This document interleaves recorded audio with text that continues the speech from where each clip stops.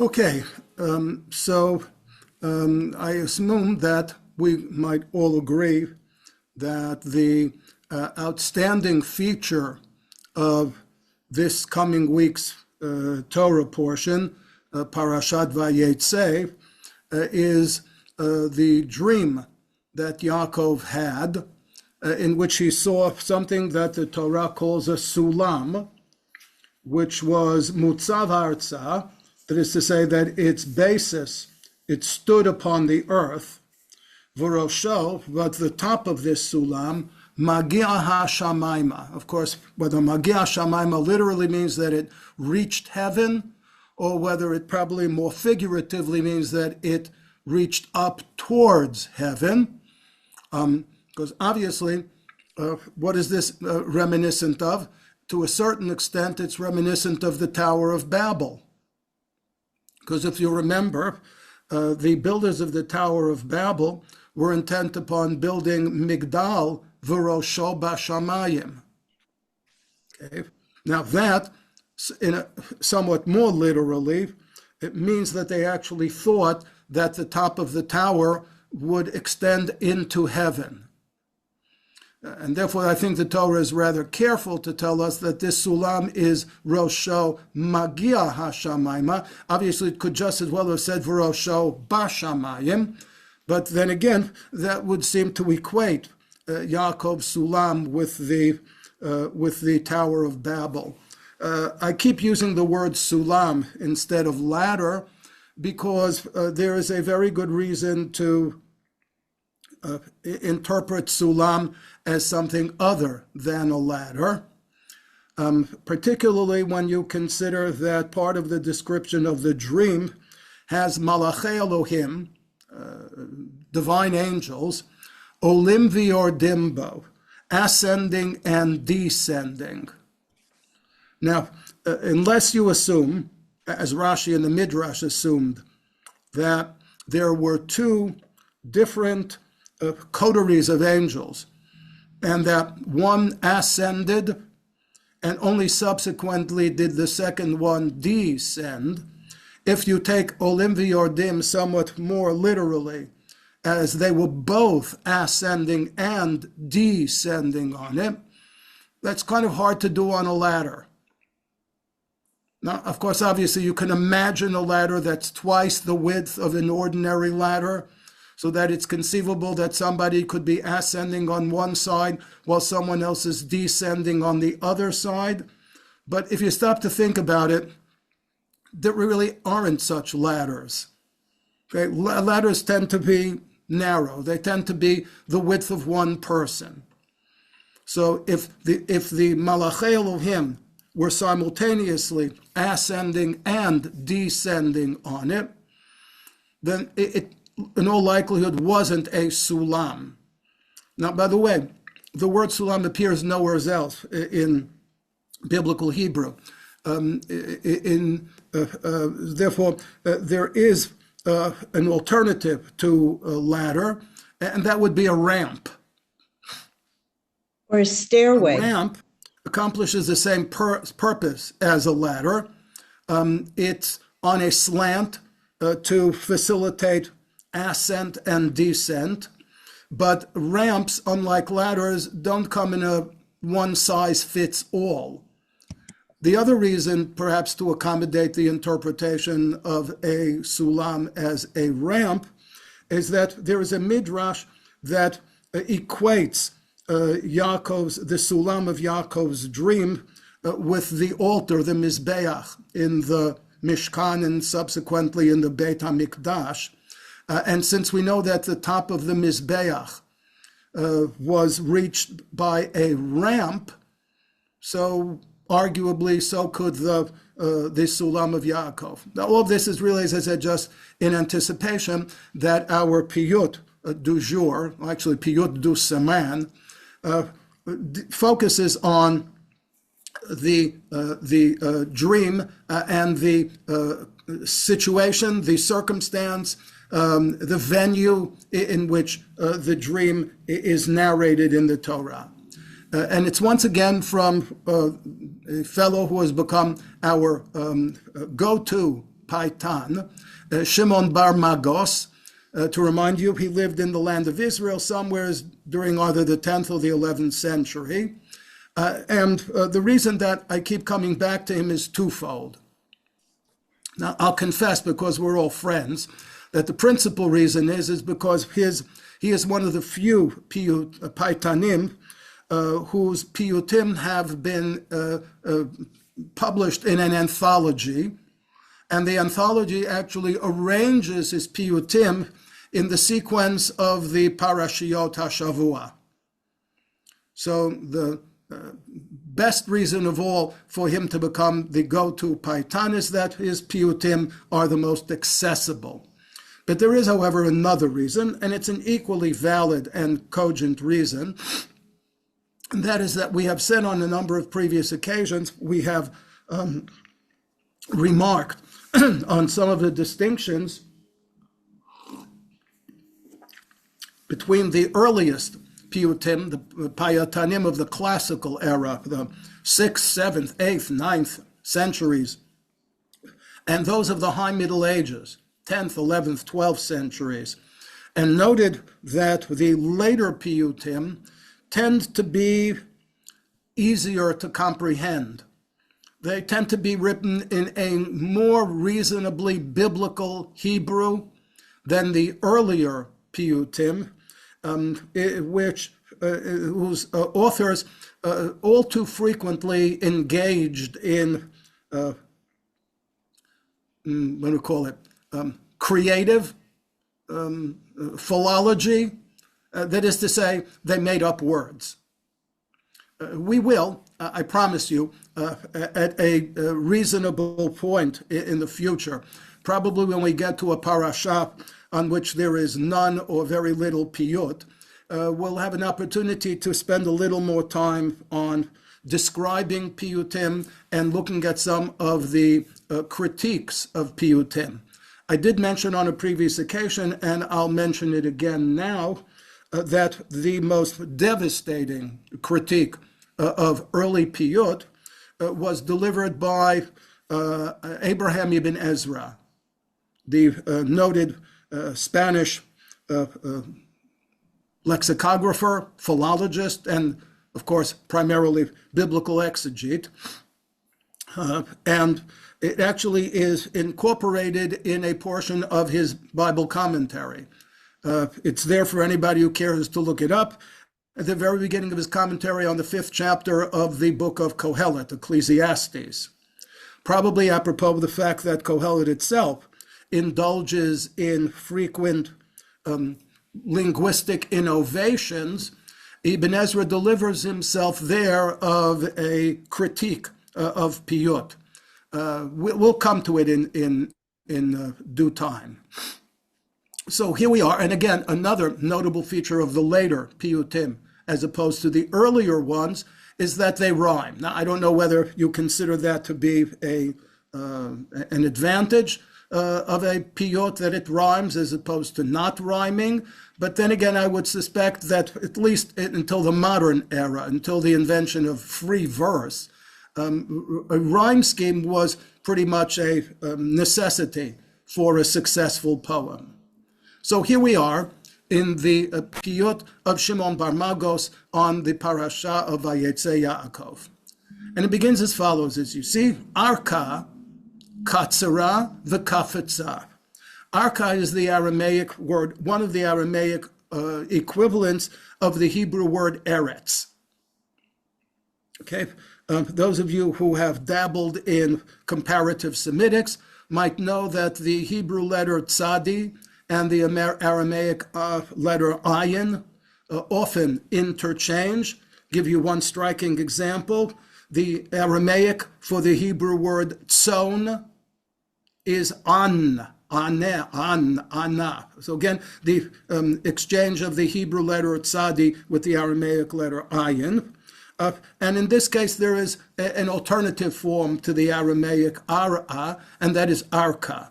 So arka, Eretz, the land, katsara, it kind of foreshortened itself, the kafetza, and it jumped.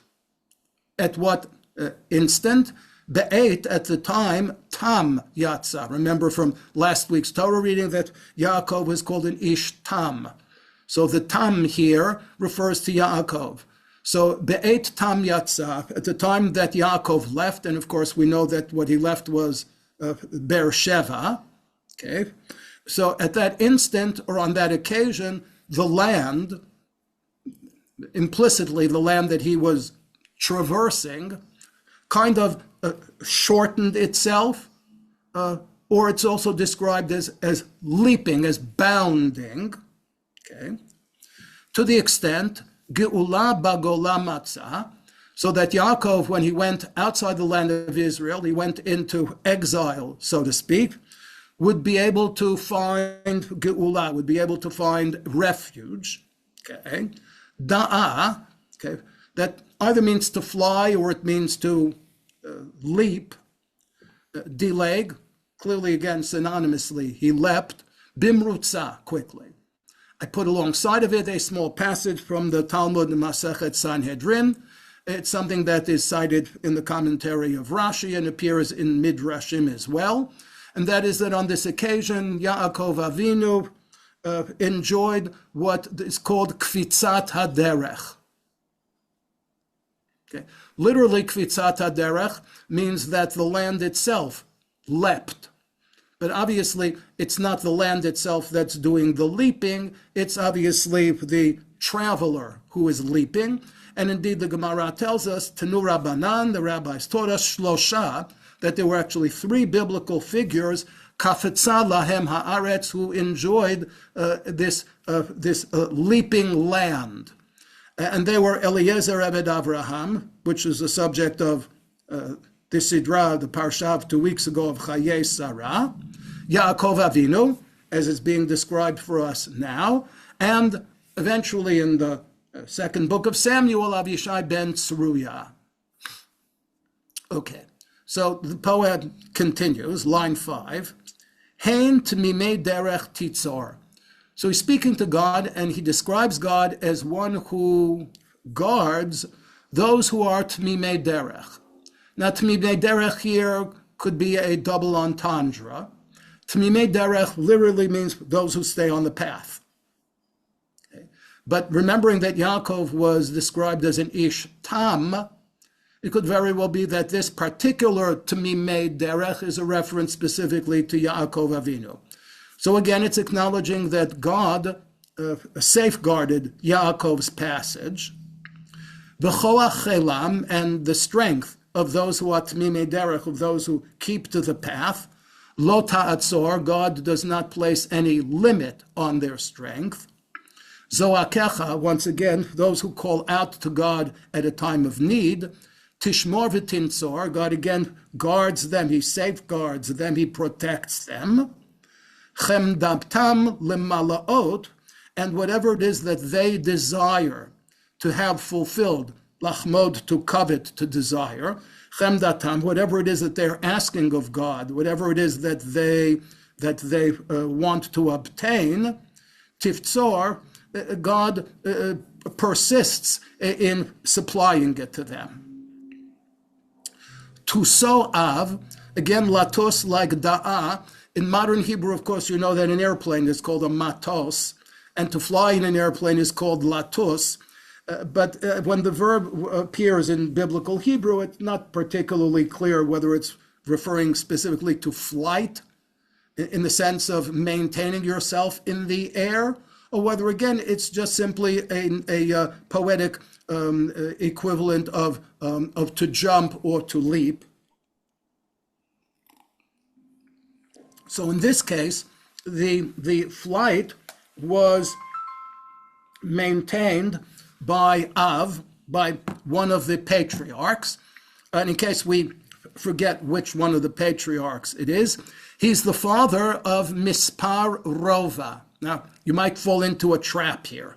You might think that Mispar Rova means that he was the fourth patriarch, which it could very well have been if we had 4 patriarchs. But of course, we had 4 matriarchs, but only 3 patriarchs. So Mispar Rova here is not that Yaakov is number 4, but it's rather that he was the Av, he was the ancestor of Misparova.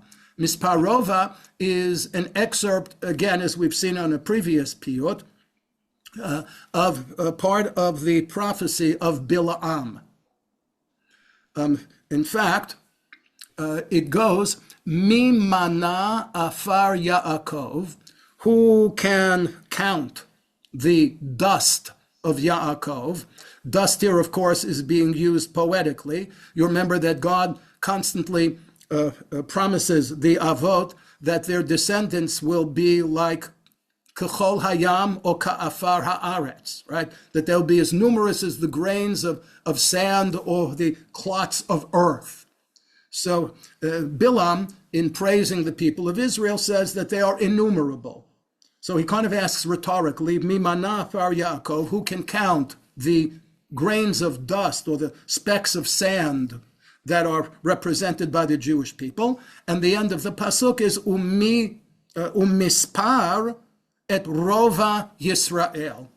Taking it rather simplistically, it means that you cannot even, they're so numerous that you cannot even count 1/4 of them. But again, the Misparova is a figure of speech that represents the people of Israel. So Yaakov, the father of Misparova, of what eventually became this great nation, right? Tuso, again, his leaping, his bounding.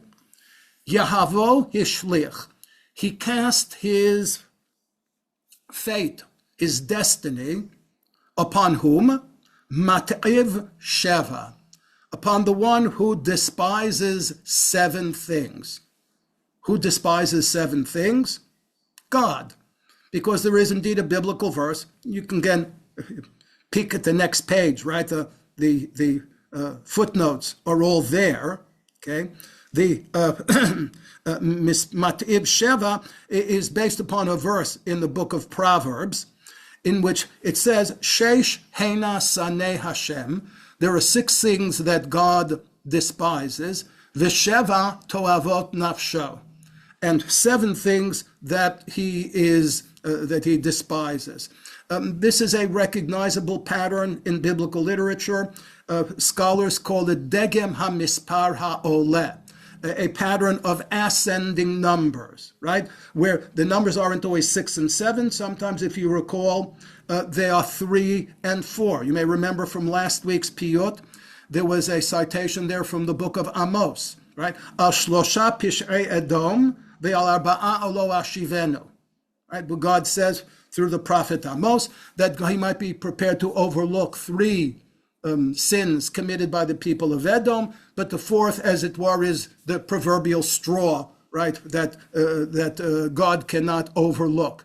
So the same thing in this verse in Mishlei, the pattern is 6 and 7. So the Mat'iv Sheva, the one who despises 7 different things, is a reference to God.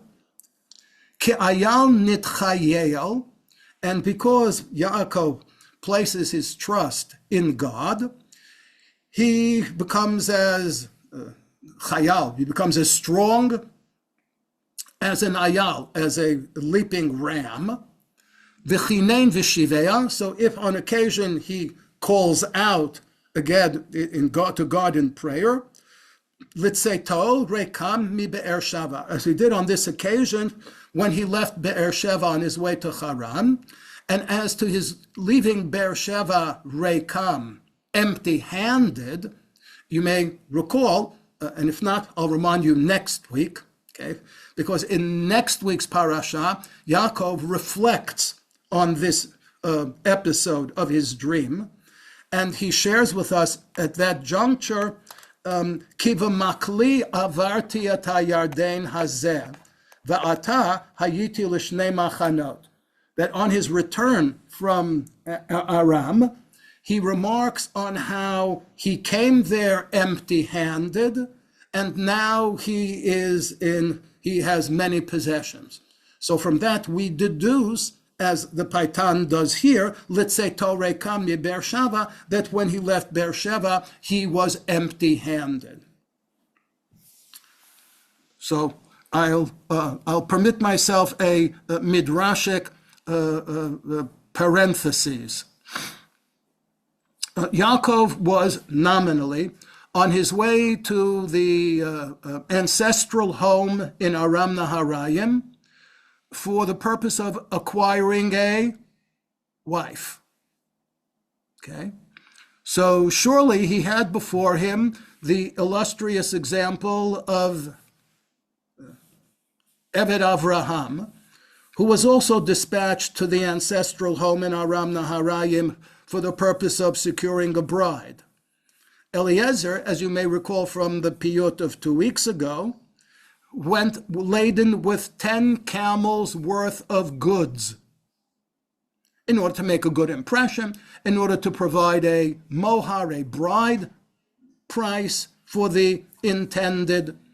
So if Yaakov was on his way to the same place and he was intent upon the same mission, how could he have afforded to go empty-handed? Surely he must have assumed that they would be expecting him to come with, as the son of the patriarch now, with at least as many camels as accompanied his grandfather's servant. So if you recall, the Midrash is troubled by this. And you remember how the Midrash resolves this question? It resolves it by having Yaakov attacked on his way by Eliphaz, the son of Esav, who was intent upon carrying out his father Esav's wishes to do away with Yaakov. But Yaakov, according to the Midrash, strikes a bargain with Eliphaz, and the bargain is that Eliphaz takes all of Yaakov's earthly possessions, but leaves him alive. So that indeed is how Yaakov can be described here as Litzeto Reika mi Be'ersheva. Literally, when he left Beersheba, at least according to the Midrashic homily, he wasn't rake, he wasn't empty, he was in the company of many possessions. But shortly thereafter, he had to surrender them to Eliphaz, the son of Esav, so that indeed he still arrives in Haran empty-handed. I don't know, it must be on a midrashic roll. There's another midrash. The midrash tells us that when Lavan meets Yaakov, he hugs him and kisses him. Now, that's very out of character for the Lavan that we come to know by the end of this coming week's parasha, right? The Lavan who cheats Yaakov, right, and who steals from him. So why at this juncture does he hug him and kiss him? So the Midrash has an answer for that too. That since Lavan was surprised to find Yaakov coming empty-handed, he figured, aha, he didn't bring any material goods with him. He must have a checkbook in his pocket. So he hugged him and kissed him, in a sense, in order to see where he was carrying his wealth. Okay, back to the Piyut. So again, as you see, that this is a Piyut. If you see at the bottom left, opposite line 20, it is up to the bracha of Magen Avraham. So this Piyut again is one that was meant to accompany the Amidah. And like many of the Piyutim that we've seen, and in the style of this Piyut, it also incorporates biblical verses that again are part of the theme of the Piyut. So here he cites the verse at the beginning of this week's parasha, Kakato vayetze Yaakov mi Be'ersheva vayelech Harana, and then with the theme of how God protects Tamimei Derech, right, those who are on the Derech, V'ne'emar, right, citing a pasuk again in Mishlei, B'lechtecha lo yitzar tze'adecha, that again, if you're walking in the path of God, then you will be able to take, you won't have to take what we used to call baby steps, right? And if you hurry, if you run, you don't have to worry about tripping and falling. The Ne'emar, in another verse that speaks about going, okay? And v'ne'emar, finally, az telech lavetach darkecha v'raglecha lo tigof, again a verse in the book of Proverbs, that again those who walk in God's path don't have to worry about stumbling.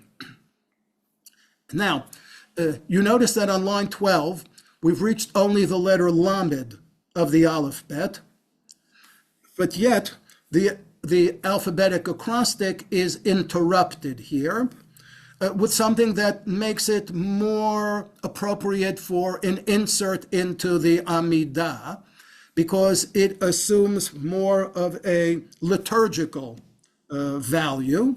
Tigof rechekecha, that God, as it were, will strike those who keep a distance from him. Tashim chalukecha, God will destroy those who disagree with him. Tachon dvekecha, but on the other hand, he will show his grace to those who cleave to him. Tmagen dovkecha, he will be a shield to those who knock on his door, so to speak, that is to say, who pray to him. And apropos of Tmagen, that God is a shield, we get the bracha of Magen Avraham. And we move along now, and we pick up with the letter Mem, and we complete the alphabetic acrostic. Mehera va'a hashemesh. Quickly the sun set. Niktzeru itote shamesh.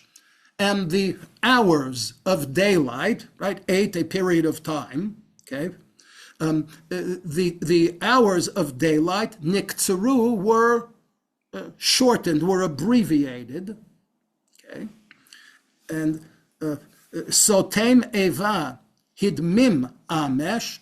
Sotem eva is, of course, Esav, and hidmim means that he was bloodied or that he turned red, which again could be a double entendre, since we all know that Esav's other name was Edom, okay. Amesh, the night before, that is to say, when Yaakov, so to speak, was still in his grasp, as it were. Al Rodfo, because he had set out in pursuit of Ahuv, of Yaakov, who was beloved of God, or if you wish, beloved of his mother and his father. Kitzei Tashemesh, again, at night. So the suggestion is that Yaakov actually left Beersheba late in the day, and that may very well be why so soon after his departure he found himself in a place where he had to spend the night. But again, what we have here is an allusion to a midrash. And I cited the text in Rashi right there at the bottom. Rashi, again, is following a midrashic tradition. And the midrashic tradition is that Yaakov spent the night at this location was not out of choice, but out of necessity. And the necessity was prompted by the fact, as Rashi says, Hayalo lichtov vayavo hashemesh vayalen. That if all the Torah wanted to say was that wherever Yaakov arrived at night, he spent the night there, then the Torah would have said, Vayetze Yaakov mi Beersheva, vayelech Harana, vayivga b'makom, right? Vayavo hashemesh vayalem. That he got to a certain place, and when he got to that certain place, the sun set. And since in those days people didn't travel at night, right? Wherever the sun set, that's where he happened to spend the night. Now, if that's the case, what does that tell us about the significance of the place itself? If it's just any old place where Yaakov happened to be when the sun set, okay, then that kind of detracts from its significance.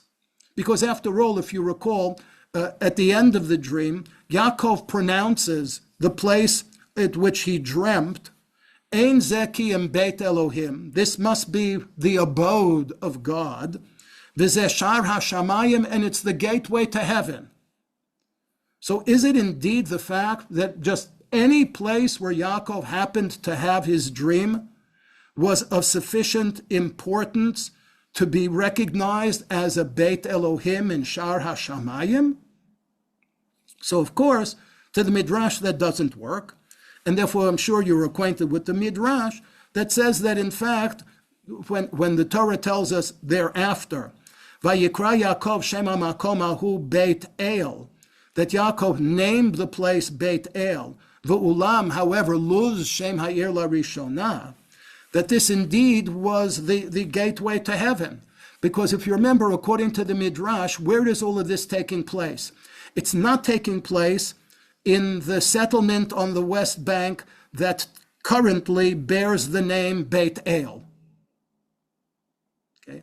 Beit El, according to the Midrash, is not a geographical place name. Okay. It's a symbolic name. It's a symbolic name that was given to Har HaMoriah. According to the Midrash, the place where Yaakov spent the night and had this wonderful dream was none other than the site on which his father Yitzchak was intended to be offered to God by his grandfather Avraham. Okay. Now, if that's the case, then I understand why this place can be called a Beit Elohim in Shar HaShamayim, because that's where the Beit HaMikdash was built. And if any place on earth is entitled to be called the house of God, surely it's the Beit HaMikdash. And if any place on earth is entitled to be called symbolically the gateway to heaven, surely it's the place from which korbanot were offered, the place towards which prayers were directed. But then the question becomes, how could God know that Yaakov was traveling at such a rate in which he would arrive at Har HaMoriah precisely at the time where he would pause for the day? So the answer of the Midrash is that God didn't take any chances. And when Yaakov reached Har HaMoriah, God caused the sun to set prematurely. Kiva Hashemesh, says Rashi, mashma, that this implies Sheshaka'ah alav hachama pitom, that the sun set suddenly, shelo ba'onata, at an earlier time than was proper for it seasonally, and that this indeed was a miracle that was performed kedei she'alin sham, to force him to spend the night there. So indeed, we continue now on line 5. Pagash chalak mekom manorah. We just cited the verse. Yaakov said, Manorah ha-makom hazeh. So makom manorah is the place at which he slept. Chalak is Yaakov, because if you remember, when his mother was dressing him up to impersonate his brother, he was concerned, Hein Esav achi ish sa'ir, that Esav's skin is hairy, Va'anochi ish chalak, while his skin was smooth. So chalak is Yaakov, and pagash makom manorah, he encountered this wonderful place, this awesome place. Tsanua, Yaakov, the modest one, because he was Yoshev Ohalim. Okay, he was modest. He stayed indoors. Asher saval ol morah, who was willing to accept the yoke, the responsibilities of the fear of God. Korvo lalun, that God, as it were, arranged for him to spend the night in his neighborhood, so to speak, in his proximity. Hisig evra. Now, I can tell you contextually what the word evra here means, but I cannot tell you what the word actually means philologically. It's clear contextually that it's referring to the dream, or perhaps to the prophecy that was inherent in the dream, but the word itself escapes the identification of people who are far better versed in this than I am, and you can confirm that in the footnotes. It sounds sexual, doesn't Ravatz it? Sham. So there in this awesome place, Yaakov settled down. Vihitzhir Ora, and again, it was there that he was enlightened. Shat tachtav me'avnei hamakom. Again, remember the Torah tells us, Vayikach me'avnei hamakom vayasem mera'ashotav. That he took, literally, me'avnei hamakom, from amongst the stones that were available, vayasem, right, and he placed mera'ashotav, which is a very curious and somewhat awkward construction. Does it mean beneath his head? There's an easier way to say beneath his head. Does it mean around his head? There's an easier way to say that too. So Mira'ashotav only tells us that his head was in proximity to the stone. But what proximity? Did he rest his head upon the stone? Meaning, did it serve, so to speak, as a pillow? Or were there several stones that he placed about his head, perhaps to protect himself from crawling things during the night? So, of course, the difference, the nafkamine, the consequences, are we talking about one stone or several stones? So here, once again, we have a very, very clear difference of opinion between the Peshat and the Dorash. According to the Peshat, Vayikach me'avnei hamakom tells us only that there were several stones available, but it doesn't really tell us how many of them he took.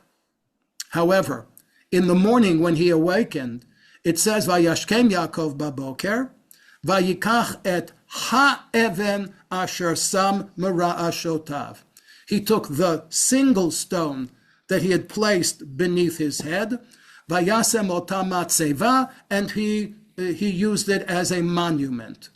Now, if there was one stone when he woke up in the morning, then the best that we can say is that there was only one stone when he went to sleep at night. But that, of course, is only in the world of Pshat. The Midrash is not constrained by facts of nature, and therefore the Midrash has a completely different take on it. The Midrash says, Vayikach me'avnei hamakom implies that Yaakov took several stones and placed them about his head. So when it says that when he awakened in the morning, he took ha'even, the single stone, then that comes to teach us that all of those many stones were miraculously fused together overnight to become a single stone. So in any event, this is what we have. Shat tachtav me'avnei hamakom. This preserves the ambiguity of the biblical verse. Okay. Shmaro einav b'chol makom. Shmaro, who guarded him at night, who protected Yaakov? Einav b'chol makom, the one who sees all. Okay. And who is the all-seeing? With exception, of course, of the all-seeing eye on the top of the pyramid on the back of a $1 bill, okay, which has its origin in the lore of the Freemasons, who have had a lot to do with Jews over the course of time. But in any event, we'll leave that for another occasion. So, Einav b'chol makom, God who is omniscient, right, Shmaro, guarded Yaakov, told Dotab, so that Yaakov's descendants, Chosnu, were immunized, me'oto hamakom. That is to say, that where did the Jewish people, Yaakov's descendants, get their protection from? Me'oto hamakom, from the same place on which Yaakov received his protection, namely, again, according to the Midrashic tradition, from Har HaMoriyam, from the Beit HaMikdash, tam be'et paga b'makom, and all of this by virtue of the fact that Yaakov and Pagaba Makom, again, midrashically, doesn't just mean that this is a place that he encountered. According to the Midrash, Ein Pigi'ah Ela Tefillah. Pigi'ah is simply a metaphor for prayer. And just as Abraham, according to Chazal, introduced the Shacharit prayer, and Yitzchak, when it says Vayetze Yitzchak lasuach basadeh lifnot erev, Yitzchak originated the Mincha service. So here, Vayifga Bamakom teaches us, according to Chazal, that Yaakov Avinu originated the Ma'ariv service. Al tikra even ela banayich. And now the conclusion, again, anticipating the bracha of Machaye HaMetim, right? The bracha that follows Magen Avraham. Once again, we get a liturgical piece. Toshivenu levadad, God, keep us protected, isolated in the sense of protected. Ki ata levadad, right? We are an isolated people, a protected people, because God is our protector. Va'od lo nitnodad. Let us never again have to follow Yaakov into exile. Betal techi nitodad. And may we be rejuvenated with the living qualities of tal, of dew. We remarked on this when we looked at a piyut for Parashat Vayera that focused on the Akedah. And we mentioned at the time that according to a rabbinic tradition, that Avraham, in his zeal, actually took Yitzchak's life, so that God had to bring Yitzchak back to life. So according to this medieval legend, the instrument that God used in order to bring Yitzchak back to life was tal, dew. And that, of course, explains why, to this very day, we say Mashiv HaRuach Morid HaGeshem, or, according to the Sephardic custom in the spring and summer months, Morid HaTal is incorporated where in the Amidah? It's incorporated into the bracha of Machaye HaMetim, in recognition of this tradition that the instrument of Tchiyat HaMetim is tal or matar, that it is dew, something that comes from heaven. And again, now we get a conclusion, and if you look at the acrostic of the two concluding paragraphs, you can see the justification with which this piyut was attributed to our Shimon HaKohen Bar Magos, and that is that it spells out his name, right? Shim Mem Ayin Vav, and then Nun in the second paragraph, followed by a Hey and a Kaf, and then a Hey, and then ultimately a Nun, right? Now, the Nun stanza, the Nun line, of course, is asymmetrical, because all the other stanzas have only 4 lines. But what can you do? His name was Shimon HaKohen. Okay, so he had to be able to accommodate all of the letters of his name.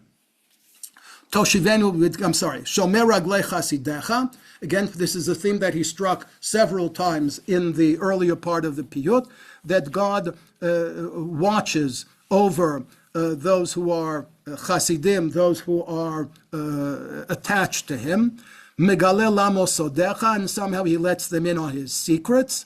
Alehem ma'atzim se'adecha, that perhaps they, what does he suggest here?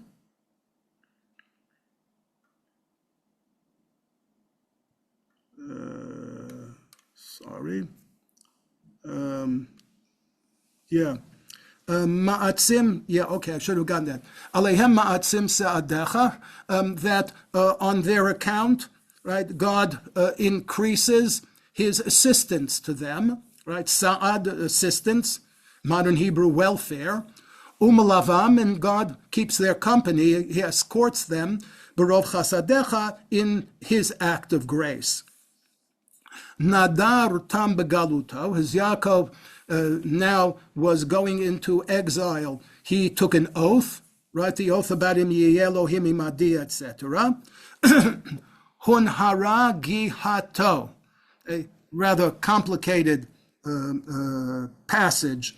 Hunhara is from Nahar, but not the Hebrew Nahar meaning river, but the Aramaic Nahar meaning life. Nahora, light. Hunhara gihato, his light shone even brighter. Bigaloto, haita gilato. And despite the fact that he was going into exile, which might have occasioned a period of great sorrow, Nevertheless, because that is where he married and had children, Haita gilato, it became a source of joy for him. Havracha to, Haita geulato. So in essence, we find that this is counterintuitive. Havrachato is from livroach, to escape. You may know that the haftarah for Parashat Vayetze starts with Vayivrach Yaakov Sdei Aram. So havrachato, that is to say, his escape, meaning he's going into galut, he's going into exile. Haita geulato, as I said, counterintuitively became the source of his redemption. No galefanav zarach, again, because God illuminated his path. Now, that concludes the Piyut. I have a little chart here, simply to summarize some of the distinctions that I've been drawing throughout between a pshat reading of the episode, which is reflected here in the commentary of Rashbam, and the midrashic interpretation of the same episode as it's reflected here in the commentary of Rashi. It's a chart from my book on pursuing Peshat. So we can see the just encapsulated some of these differences. I would just want to remark that there is something significant about this, and that is that we might think that Drash has an advantage over Pshat in that Pshat is too prosaic. I mean, it's just telling us the facts. While Drash, on the other hand, a homily, is rich, right? Because it has allusions in it, and it uses imagery, etc. So we might think that we could derive a greater religious lesson from the story of Yaakov only by reading it through Rashi's commentary, namely that the sun set prematurely so that Yaakov would be forced to spend the night on the place where the Beit HaMikdash was going to be built, and that he saw angels going up and down because there were indeed two platoons of angels, one of which accompanied him while he was still in the land of Israel, and the other was meant to accompany him outside the land of Israel. And that when he went to sleep, he had placed several rocks about his head, and when he awoke in the morning, he found that miraculously they had all been fused together into a single stone. Right? But if you stop to think about it, why would anybody under those conditions not wake up and say, wow, this is awesome? I mean, anybody who'd experienced kfitzat haderech, the premature setting of the sun, a miraculous dream, rocks being fused together, I mean, to get up afterwards and to say, manorah hamakom hazeh, is kind of like anticlimactic. On the other hand, if we look at the same story through the commentary of Rashbam, that the place where Yaakov spent the night just happened to be whatever place he had reached when the sun set, that he put a single stone beneath his head when he went to sleep, and that was the stone that was still there when he woke in the morning, etc.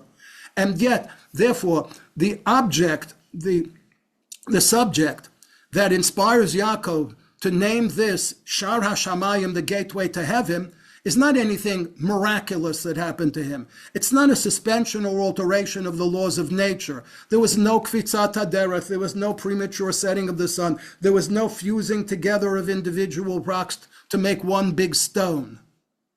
But it was solely and exclusively the contents of the dream that inspired him to declare the place to be a Beit Elohim. Now, as we reach the end of our time, I leave you, I'm not going to read this, but I leave you with a Thanksgiving gift. I asked my chat GPT that I have been consulting with on and off on the subject of Piyut. So it knows a little bit about Piyut, and it knows a little bit about my interest in Piyut. I asked it to compose a Piyut for Thanksgiving, written in the language structure of a classical early medieval Hebrew liturgical poetry. And here, as you see, is its answer. Below is an original Piyut-style composition for the American holiday of Thanksgiving. These are ChatGPT's words, not mine, written in the language structure and elevated tone of classical and early medieval Hebrew liturgical poetry. It follows familiar Piyut conventions, which we recognize: parallelism, acrostic lines, biblical allusion, a posture of praise, while framing themes that we recognize as part of the holiday: gratitude, harvest, and communal blessing. So my gratitude to you for, again, spending the time with me, the harvest of our collective interest in Piyutim, and communal blessings to us in Tuchol Yisrael. And it's here for you on the source sheet for you to do with as you wish. And I will take a quick look at the... Mike, could you give us the piyut, or I will find it in the source sheet already. It's there in the sources. Great, I want to show it to my family on Thanksgiving. Okay. Yeah, a stairway can be wide, but then if it's a stairway, it's not a ladder. As I said, a ramp is more like that. Midrash says, Kafza haderech for Yaakov, Pasuk as a day ending, early indication that Yaakov Pesach. As I said, that's indeed the intent, not of the Kafza haderech. The Kafza haderech was simply the means to get Yaakov from Beersheba to Har HaMoriah in time for the sun to set. I'd like to suggest... And that's basically it. So once again, I thank you for your participation, and as we say, see you again next week, same time, same station. Shabbat Shalom. I'd like to Nothing to say on Tuesdays. The words Hisig Evra. I'm terribly sorry. I hear something in the background, but I don't hear anything clearly. If you have a question or something, once again, msokolow@yu.edu. I'll be delighted to respond to it.